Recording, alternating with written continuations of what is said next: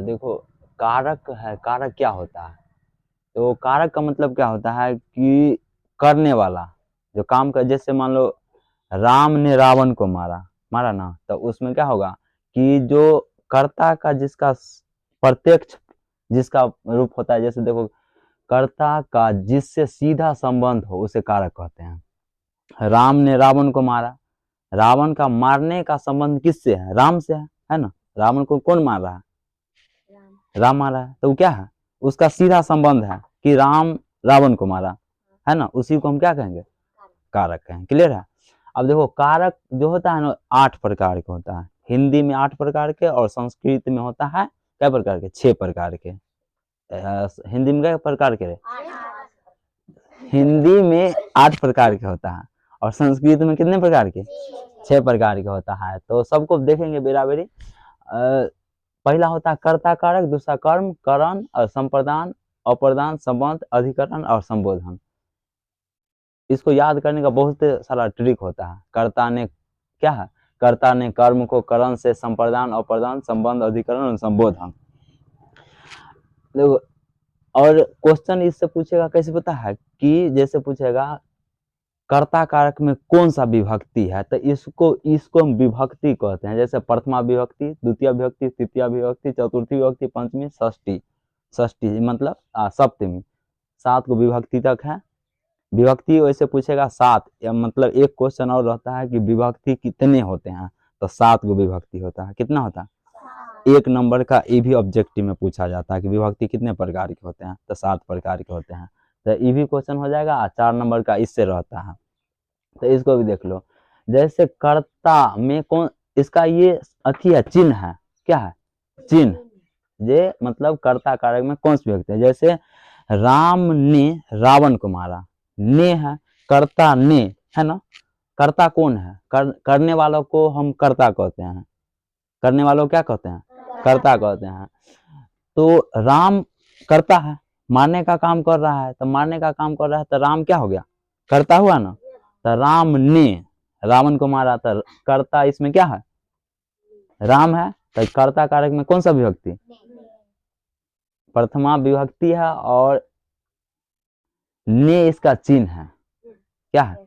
चिन्ह है, मतलब कर्ता ने। और दूसरा देखो कर्म कारक को, राम ने रावण को मारा, कर्म हो रहा है। कौन सा काम हो रहा है? मारने का काम हो रहा है ना। कर्म मतलब काम, बोलते हैं ना कर्म ही पूजा है, सुना होगा ऐसा।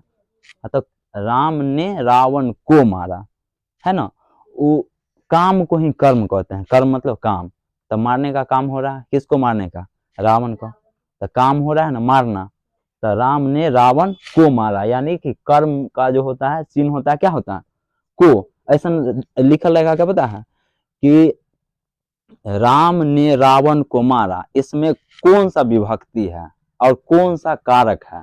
तो विभक्ति हो जाएगा कौन सा? द्वितीय विभक्ति। और कारक कौन सा हो जाएगा? कर्म कारक होगा। कौन सा कारक होगा?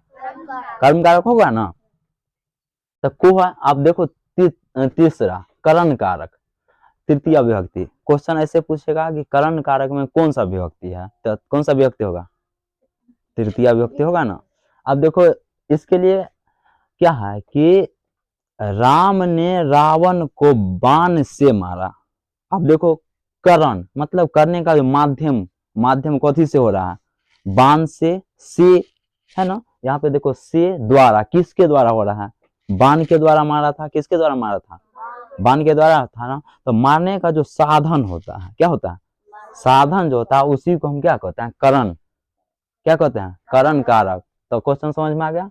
इसमें क्वेश्चन ऐसे पूछ सकता है कि करण कारक में कौन सी विभक्ति है, तो कौन सा विभक्ति है? तृतीय विभक्ति है। तृतीय विभक्ति है, समझ में आ गया। अब देखो चतुर्थी विभक्ति, चतुर्थी विभक्ति संप्रदान कारक। चतुर्थी विभक्ति कौन सा कारक?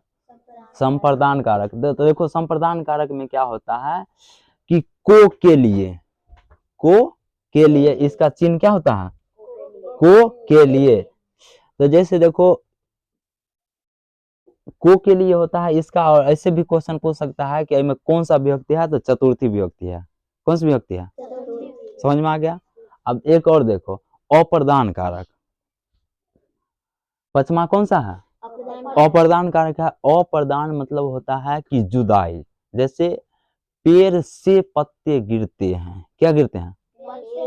पेड़ से पत्ते गिरते हैं, से है ना, यानी कि जो जुदाई होता है, अलगाव। जैसे यहाँ पे देखा अलग है ना, जुदाई लिखल हुआ है, यानी कि पेड़ से पत्ता गिर रहा है तो अलगे ना हो रहा है, जुदा हो रहा है। जैसे क्या होता है कि मतलब अपने घर से दूसरा जगह जाता है तो कहते हैं ना विदाई हो रहा है, जुदाई हो रहा है, ऐसा होता है ना। तो जो ऐसा क्वेश्चन पूछा जाता है कि पेड़ से पत्ते गिरते हैं, इसमें कौन सा कारक है, कौन सा विभक्ति है, तो कौन सा कारक होगा? अप्रदान कारक होगा ना। और विभक्ति कौन सा होगा? पंचमी विभक्ति होगा। उसके बाद देखो छठा, संबंध कारक। अब संबंध कारक क्या होता है उसको देखते हैं। जैसे संबंध कारक में क्या हो जाएगा कि जैसे देखो संबंध हमारा किसी के साथ होता है ना, बोलते हैं क्या, जो राम का बेटा कौन था रे, लव कुश था ना, राम का बेटा, है ना, संबंध हो रहा है कि राम का बेटा, है ना, का, यानी कि जो संबंध बताता है उसको संबंध कारक। यानी जैसे ये भी कह सकते हैं कि रावण का पुत्र कौन था, रावण का बेटा मेघनाथ था ना, तो उसमें कौन सा विभक्ति होगा? कौन सा विभक्ति होगा? का विभक्ति थोड़ी ना होगा, विभक्ति हो जाएगा कौन सा? पंचमी। का अप्रदान न पूछ रहे हैं, और संबंध बता रहे थे। हाँ तो षष्ठी विभक्ति हो जाएगा। और कारक कौन सा हो जाएगा? संबंध कारक होगा। क्लियर है? अब देखो अगला अधिकरण कारक। अब अधिकरण क्या कारक क्या होता है उसको देखो। में पर, यानी कि जिसके द्वारा, जैसे क्या होता है कि वह पेड़ पर सो रहा, भूमि पर सो रहा है, मिट्टी पर सो रहा, जैसे नहीं होता है कभी कभी, अब भी नहीं होता है लेकिन पहले भूमि यार पर सोता था ना लोग, तो वह भूमि पर सो रहा है, यानी कि जो सोने का जो काम हो रहा है किस पे हो रहा है? भूमि पर हो रहा है। तो उसके लिए हम क्या कर सकते हैं? पर, जिस पर हम कोनो काम करते हैं, तो उसके लिए कौन सा कारक हो जाएगा? अधिकरण। और उसमें क्वेश्चन क्या, विभक्ति कौन सा होगा? सप्तमी विभक्ति है। क्लियर है? एक क्वेश्चन और पूछेगा कि संबोधन। संबोधन का मतलब होता है कि जैसे किसी को हम बुलाते हैं ना, तो उसके लिए कौन सा कारक हो जाएगा? संबोधन कारक होगा। जैसे मान लो क्या कहते हैं कि हे, अरे, अहो, बोलते हैं हे इधर आओ, अरे इधर आओ, बोलते हो ना। जैसे मान लो कोनो तो दोस्त आता है या कुछ आता है, या मान लो हयो बोलते हैं, नया नया कन्या उन्या आता है तो नहीं बोलते हैं रे कि हयो इधर आओ, चाहे ऐसा टाइप का कुछ बोलते हैं ना। तो संबोधन करते हैं कि इस माध्यम से बुलाते हैं किसी को, तो उसको हम क्या कहते हैं? संबोधन कारक कहते हैं। कौन सा कारक कहते हैं? हाँ, तो उसके लिए देखना कि कहीं पर किसी को हम संबोध से जैसे बुलाएंगे ना कि तुम यहाँ आओ, अरे इधर आओ, तो इसके लिए क्या हो जाएगा? कौन सा कारक होगा? संबोधन कारक हो जाएगा। क्लियर है? समझ में आ गया?